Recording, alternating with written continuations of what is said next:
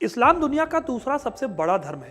पूरी दुनिया में करीब 191 करोड़ लोग इस धर्म को मानते हैं। 7वीं सदी में अरब देशों से शुरू होने वाला इस्लाम काफी तेजी से पूरी दुनिया में फैला और आज दुनिया का सबसे तेजी से फैलने वाला धर्म है। आज के वीडियो में हम इस्लाम के इतिहास की बात करेंगे। कैसे दुनिया में इस्लाम की शुरुआत हुई, इसे लाने वाले पैगंबर मोहम्मद कौन थे और इस्लाम के आने के बाद से अरब कैसे बदल गया।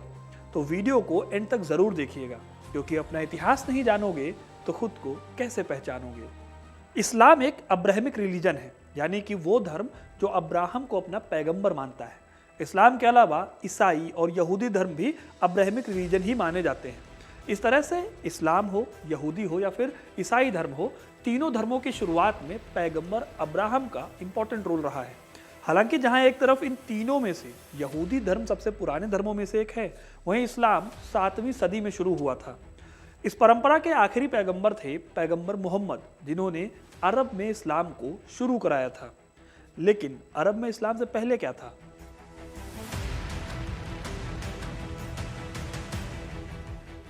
दोस्तों, इस्लाम की शुरुआत से पहले अरब का पूरा एरिया कई कबीलों में बटा हुआ था।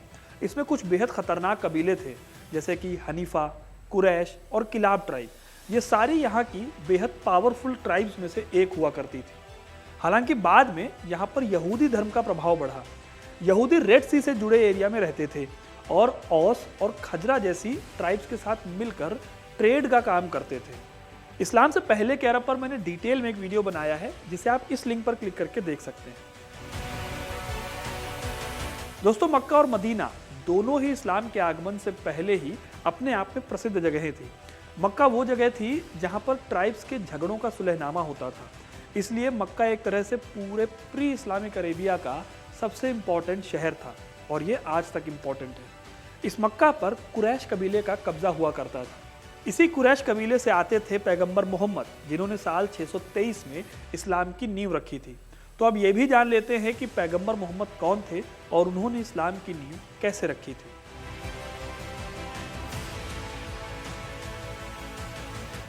पैगंबर मोहम्मद मक्का शहर में साल 570 में पैदा हुए थे। उनके पिता का नाम अब्दुल्ला और माता का नाम अमीना था। मोहम्मद साहब अपने दादा अबू मुतालिब के बेहद करीब थे। उन्होंने ही अपने पोते का नाम मोहम्मद रखा था। ये वही अबू मुतालिब थे जिन्होंने खोए हुए आबे जमजम को ढूंढा था। पैगंबर के जन्म के 6 महीने पहले ही उनके पिता अब्दुल्ला का निधन हो गया था। इस तरह पैगंबर मोहम्मद का पालन पोषण हलीमा अल सादिया नाम की महिला ने किया। इन्होंने 2 साल तक पैगंबर को पाला पोसा और उसके बाद उन्हें उनकी मां अमीना को वापस दे दिया। लेकिन आगे चलकर उनकी मां का भी देहांत हो गया। तब मोहम्मद की जिम्मेदारी उनके दादाजी के कंधों पर आ गई। हालांकि फिर 2 साल के बाद उनका भी देहांत हो गया। इस तरह से मोहम्मद का बचपन बेहद कठिन था। दादाजी की मौत के बाद पैगंबर मोहम्मद के चाचा अबू तालिब ने उन्हें पाला पोसा। पैगंबर मोहम्मद बचपन से मेहनती थे। बहुत कम उम्र में उन्होंने अपने चाचा के काम में हाथ बटाना शुरू कर दिया था। सिर्फ 9 साल की उम्र में वो व्यापार सीखने के लिए अपने चाचा के साथ सीरिया की यात्रा करते थे। वहीं सीरिया में एक ईसाई धर्म के विद्वान ने 12 साल के मोहम्मद को देखकर यह भविष्यवाणी की कि यह लड़का आगे चलकर बहुत महान काम करेगा। उस टाइम पर अरब के लोगों को बेईमान माना जाता था, लेकिन इसके ठीक उलट पैगंबर मोहम्मद शुरुआत से ही बेहद ईमानदार और सच बोलने वाले इंसान थे। लोग उनकी ईमानदारी देखकर हैरान हो जाते थे, क्योंकि अरब में ऐसे ईमानदार आदमी का होना आम बात नहीं थी। इसी स्वभाव के कारण लोगों ने उन्हें अल अमीन और अल सादिक कहना शुरू कर दिया, जिसका मतलब होता है भरोसेमंद और सच्चा। पैगंबर मोहम्मद अपने स्वभाव के कारण मक्का में इतने प्रसिद्ध हुए कि खदीजा नाम की एक महिला ने शादी करने का प्रस्ताव उन्हें सामने से भेजा। वो 40 साल की विधवा औरत थी और इस समय पैगंबर मोहम्मद की उम्र मात्र 25 साल थी। उम्र में इतना फर्क और विधवा होने के बावजूद भी उन्होंने शादी के इस प्रस्ताव को कबूल कर लिया और इस तरह हजरत खदीजा पैगंबर मोहम्मद की पहली पत्नी बनी। पैगंबर मोहम्मद ने अपने पूरे जीवन में कुल 13 शादियां की थी, लेकिन उन्हें बच्चे अपने 2 ही पत्नियों से हासिल हुए। पैगंबर मोहम्मद के व्यक्तित्व में कुछ ऐसी बातें थी जो उन्हें अरब के दूसरे लोगों से अलग बनाती थी। जैसे वो कभी अकेले खाना नहीं खाते थे। खाना खाने के पहले और बाद में हाथ धोते थे। सोच कर देखिए कि ये इतना कॉमन काम भी उस टाइम पर बड़ा माना जाता था, क्योंकि अरब के लोग तब इतने सभ्य नहीं हुआ करते थे। इन लोगों के लिए चोरी, डकैती, शराब पीना और मासूम लोगों की बस ऐसे ही जान ले लेना आम बात थी। ये सब देखकर पैगंबर मोहम्मद बहुत परेशान होते थे और एक बार वो हीरा नाम की गुफा में चले गए।